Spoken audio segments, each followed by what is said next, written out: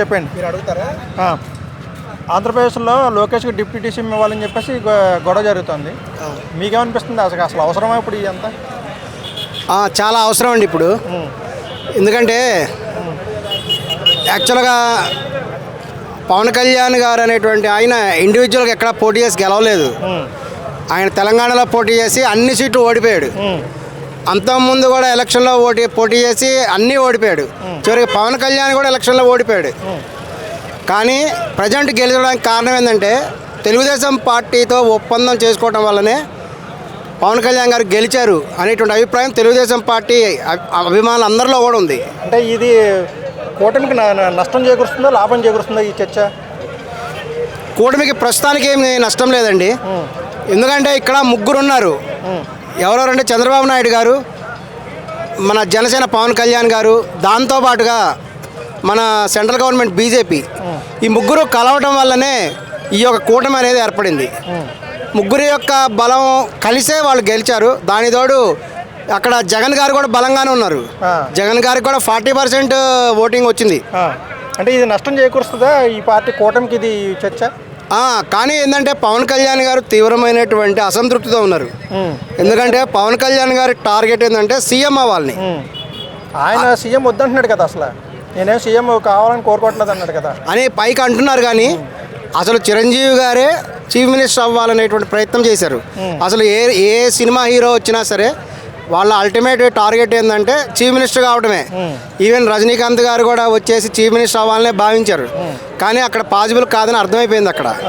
అందుకని ఆయన విరమించుకున్నారు. అంటే అసలు ఈ చర్చ లేపిందే టీడీపీ లీడర్స్, పదవులు రాని టీడీపీ లీడర్స్ కొంతమంది కావాలని ఇది లేపారని చెప్పేసి. అవునండి. ఎందుకంటే ఎప్పుడైతే చంద్రబాబు నాయుడు గారు చీఫ్ మినిస్టర్ అయ్యారో ఆయన కారాగారంలో ఉన్నప్పుడు పవన్ కళ్యాణ్ గారు ఆయన దగ్గరికి వెళ్ళేసి కొంత ధైర్యం చెప్పడం జరిగింది.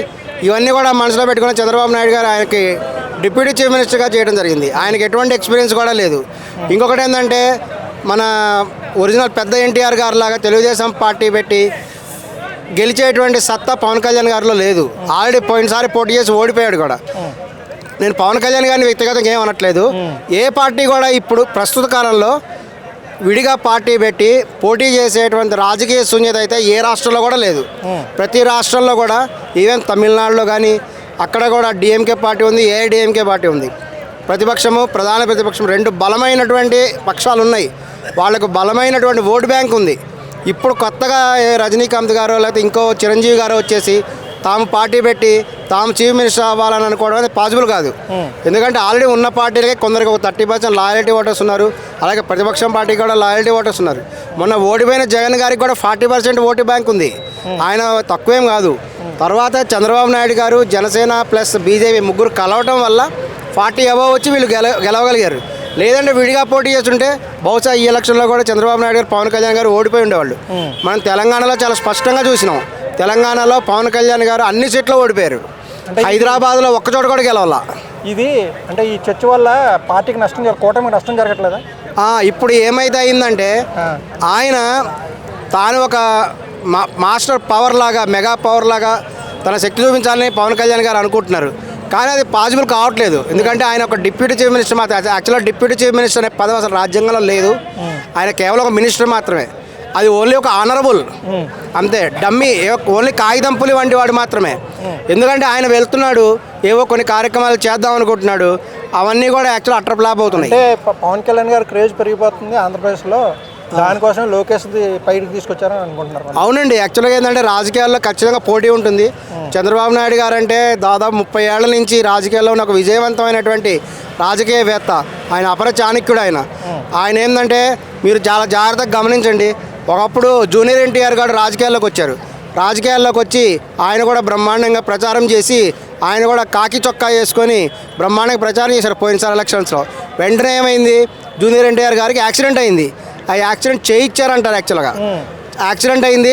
ఆ దెబ్బకి ఆయనకి విషయం తెలిసి వచ్చి ఇప్పుడు మనం చిన్న వయసులోనే కనుక రాజకీయాల్లోకి వస్తే ప్రమాదము అని చెప్పేసి ఆయన సైలెంట్ అయిపోయి శుభ్రంగా వెళ్ళి హాయిగా సినిమాలు చేసుకుంటున్నారు. ఖచ్చితంగా ఆయన ఎప్పుడైతే తెలుగుదేశం పార్టీలో తాను ఒక కొత్త ఎన్టీఆర్ లాగా ఆయన కొత్త చేతులు ఊపుతూ పెద్ద ఎన్టీ రామారావు గారి లాగా ఆయన కూడా చొక్కా వేసుకొని ఆయన అనుకరిస్తూ ఆయన కూడా చైతన్య రథం మీద చేతులు ఊపుతూ తనను తను డామినేట్ చేసుకొని చంద్రబాబు నాయుడు గారి తర్వాత ఎవరు అనేటువంటి ప్రశ్న తెలుగుదేశం పార్టీలో ఉంది. ఈ ప్రశ్న అందరికీ ఉంది, తర్వాత ఎవరు అనేటువంటి విషయం.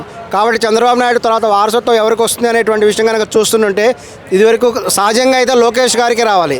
కానీ ఏంటంటే లోకేష్ గారు అనేటువంటి ఆయన ఒక గోల్డెన్ స్పూన్తో పెరిగినటువంటి వ్యక్తి, అత్యంత గారాభంగా పెరిగినటువంటి వ్యక్తి. కాబట్టి ఆయనకి అంత అనుభవం లేదనేటువంటి విషయం కూడా ఆయన మాటల ద్వారా కూడా తెలిసింది. ఆయన చిన్నప్పటి నుంచి కూడా ఇంగ్లీష్ మీడియంలో చదివి ఒక గొప్ప వ్యక్తి కావడం వల్ల కనీసం తెలుగులో మాట్లాడటం కూడా ఆయన సరిగా వచ్చేది కాదు. ఆయన మాట్లాడుతుంటే చాలా తప్పులు మాట్లాడటం, ఈ విధంగా ఆయన పప్పు అని ఎగతాలు కూడా చేశారు జగన్ పార్టీ వాళ్ళు. కానీ ఆయన తర్వాత ఏంటంటే ఎంతో పట్టుదలతో తను ఓడిపోయినటువంటి చోటనే మరలా అక్కడే ఉండి ఈ యొక్క పట్టుదలతో కూడా ఆయన కూడా పాదయాత్రలు చేసి చక్కగా కూడా ప్రజల నాడిని కూడా పట్టుకొని ఆయన కూడా గెలిచారు.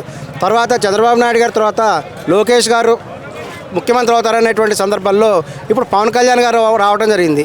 కానీ ఇప్పుడు అందరికీ ఉన్నటువంటి డౌట్ ఏంటంటే ఈ యొక్క బీజేపీ గవర్నమెంట్ అనేటువంటిది క్రమక్రమంగా కూడా పవన్ కళ్యాణ్ గారిని కూడా ఆకర్షించడానికి కూడా ప్రయత్నం చేస్తున్నది అనే విషయం స్పష్టంగా కనిపిస్తున్నది. ఎందుకంటే చిరంజీవి గారిని అందరూ మోడీ గారు మరలా అమిత్ షా గారు కూడా చిరంజీవి గారికి ఎక్కువ ప్రాధాన్యత ఇవ్వడం, ఆయనతో కలిసి చక్కగా ఫోటోలు తీసుకోవడం, ఆయనతో కలిసి కార్యక్రమాలు పాల్గొనడం ఇదంతా చూస్తుంటే క్రమక్రమంగా వీళ్ళు బీజేపీ వైపు ఆకర్షితులై బీజేపీలో ఒక ప్రముఖ లీడర్గా అయిపోతారేమో, తర్వాత చీఫ్ మినిస్టర్గా వాళ్ళు అయిపోతారేమో అనేటువంటి ఒక భయం కూడా కొంతమంది తెలుగుదేశం కార్యకర్తలకు కూడా ఉంది.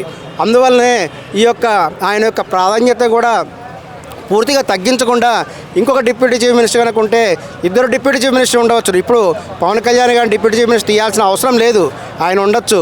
ఎందుకంటే ఆయన కూడా అనుభవం సంపాదించుకోవాలి కదా. ఆయన ఫస్ట్ టైమే ఆయన కూడా ఎన్నికయ్యారు.